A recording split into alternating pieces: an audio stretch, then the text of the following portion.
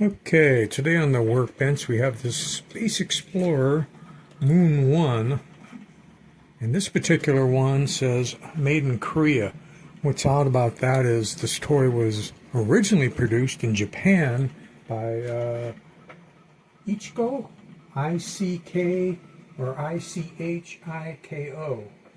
And you can find this toy, the Japanese made one, very easily online. I mean, for an old vintage toy, but the Korean one is much more difficult to find. So I don't know if the parts were made in Japan and then sent to Korea for assembly, or when Japan was done building it, they sold all the molds and artwork and everything. I don't know. In any case, this was sent to me to be repaired. It's not doing anything. I have taken the multimeter and I've done some tests with it assembled. I found that if I put a continuity test between the positive button and the frame, that whenever I'd move the switch to the on position, it would beep. So that means we do have a connection from the battery to the switch to the frame. I'm not getting any continuity when I go between here, whether it's on or off. So there could just be a cold solder connection in there. It's really hard to say. I can see some plastic gears, most unfortunate, that white one there. And we may find more when we start looking inside. But I can also tell that someone has either already been inside or tried to be inside. There are some places like this. This is a pry mark where someone's tried to pry the two halves apart. I mean, which is what you have to do. This is kind of out a little bit. But I think we'll start by removing these two screws and seeing what this reveals. Since these are the only two screws in the whole thing, that's why we're going to start there.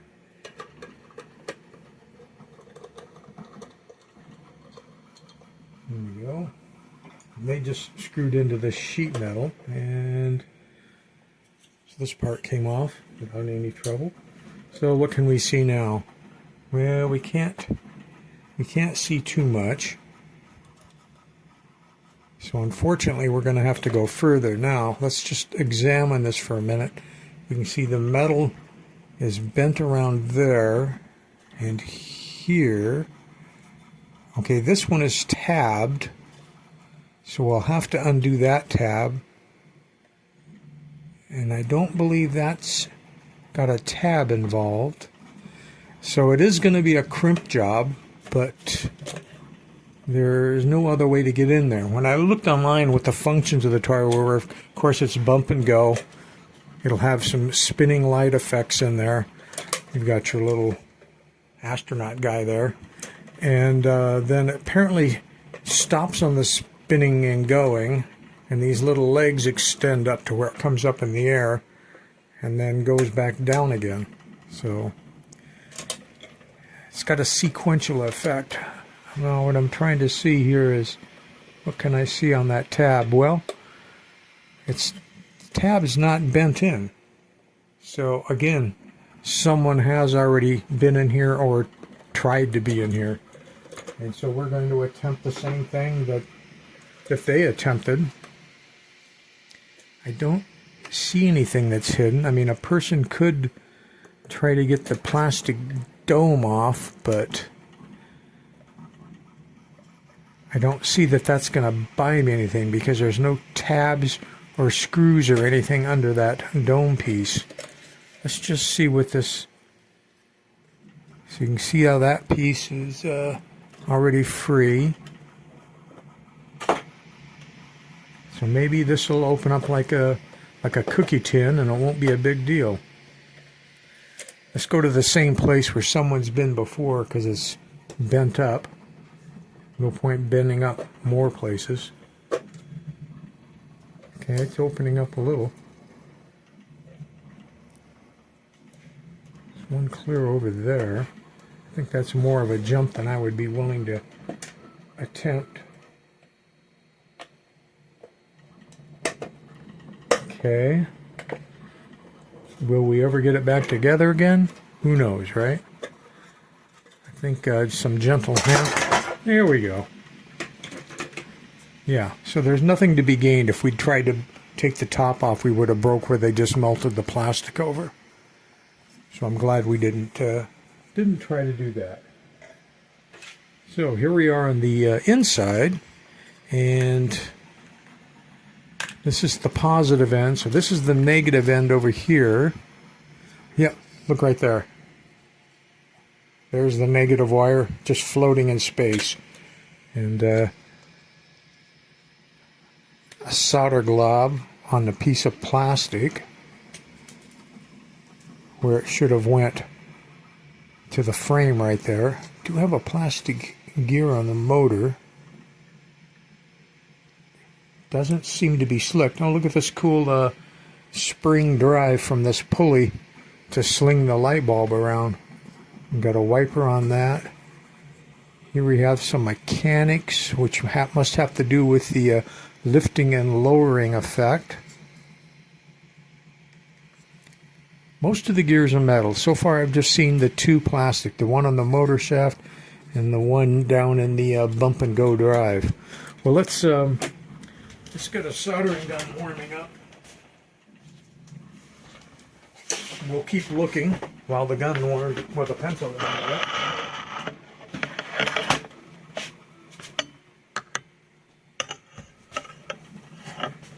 Because we're probably gonna have to do a little bit of work on the motor. We'll get the electrical contact spray, we'll get the oil out. Let's get something to clean the metal on the frame. Now I'm hoping that this wire to the motor, hoping that's a good connection,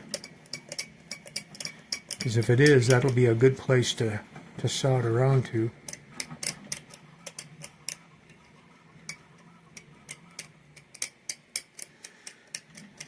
See, I think because I pulled that solder glob off here, I think from the factory somebody thought they were soldering to this, but they actually soldered to the plastic. So this toy may have very little wear. You don't really see any wear marks there. So if it ran at all, it may not have ran much.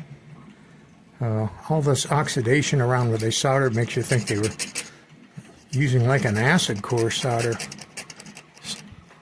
Something that is always a bad choice because it eventually eats through the wire. But that could just be rust. We're going to have to see if we can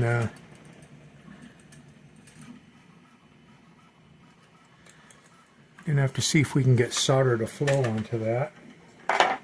See how we're doing here.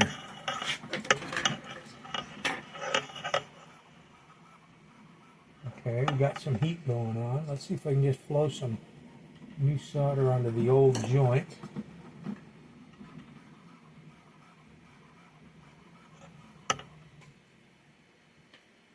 Okay, that wasn't such a big deal.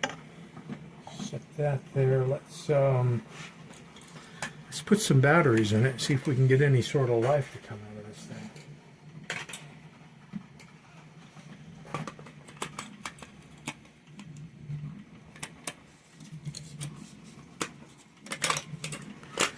That spring has got a mind of its own.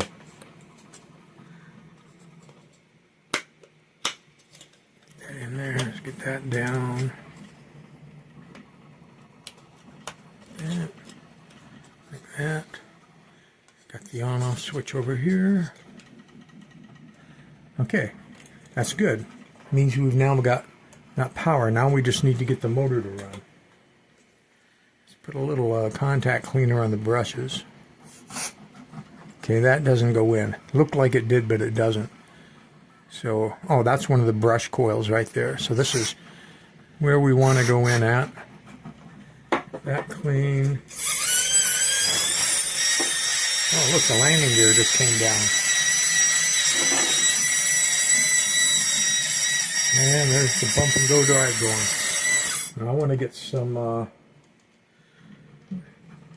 Let me get some oil on the motor shaft end. You can't get to the, yeah, maybe I can.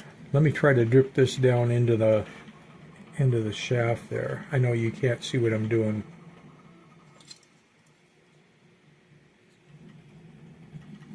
Hell, I can't even see what I'm doing.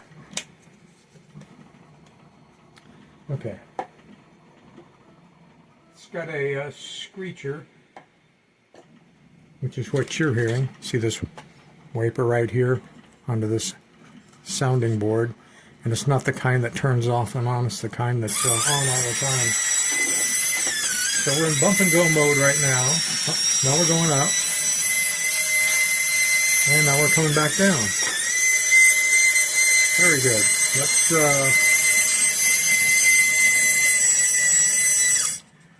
Let's put some contact cleaner on this light wiper.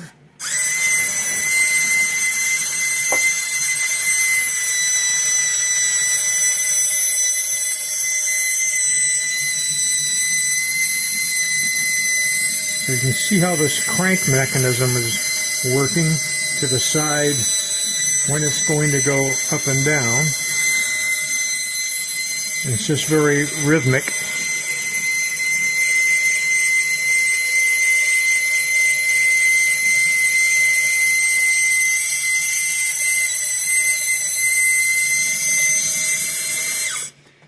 Pretty happy with that. The motor seems to be running strong and steady.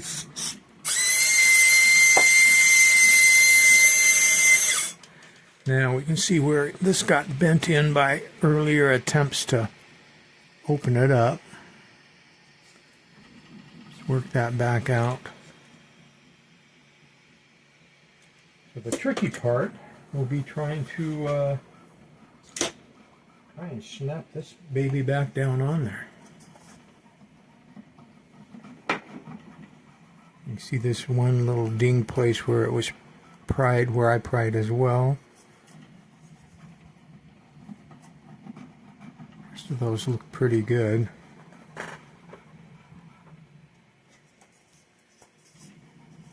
guess the only way a person's going to get that lined up is to maybe start in the back,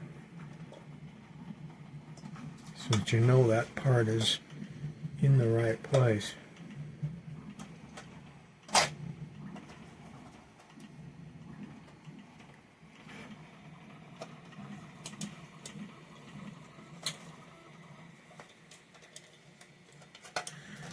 I'm going to have to hold this thing in my lap in order to put this together. I don't see any way I can do this on camera, so stay tuned for the demo of it being reassembled.